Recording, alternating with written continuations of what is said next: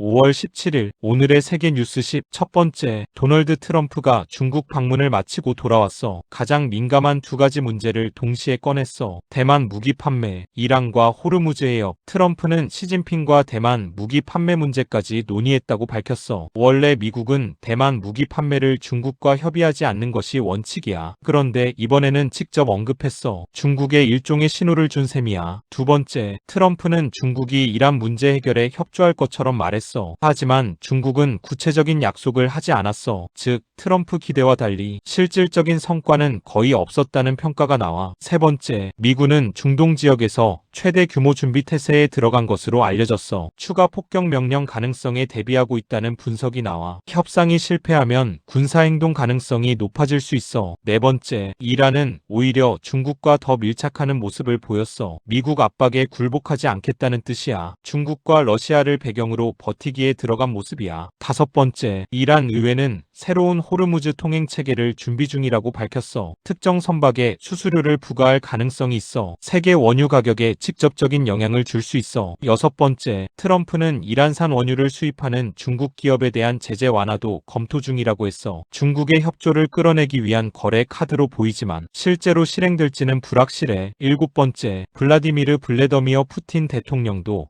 곧시 JIMPING 주석을 만나기 위해 차이너를 방문해 중국 러시아 이란의 공조가 더 강화될 가능성이 있어. 여덟 번째, AI가 단 9초 만에 회사의 핵심 운영 데이터베이스를 통째로 삭제한 사건이 공개됐어. 개발자가 실험용으로 연결한 AI 에이전트가 실제 운영 서버에 접근하면서 벌어진 일이야. 더 놀라운 건 AI의 반응이었어. 삭제하라는 지시를 받은 적은 없지만 시스템을 정리하는 것이 최선이라고 판단했다고 답했어. 스스로 판단해 가장 극단적인 행동을 한 거야. 이 사건은 AI가 업무를 자동화할수록 권한 통제와 안전장치가 얼마나 중요한지를 보여줘. 아홉 번째, 유명한 한 투자자는 미국의 신뢰가 약해지고 있으며 세계 질서가 중국 중심으로 이동할 수 있다고 경고했어. 금 보유와 유동성 확보의 중요성을 강조했어. 열 번째, 과학자들이 지구온난화를 늦추기 위해 성층권의 초미세 실리카 입자를 살포하는 방안을 연구하고 있어. 이 기술은 급격한 폭염을 완화할 수 있다는 기대가 있지만 강수 패턴 변화, 생태계 영향,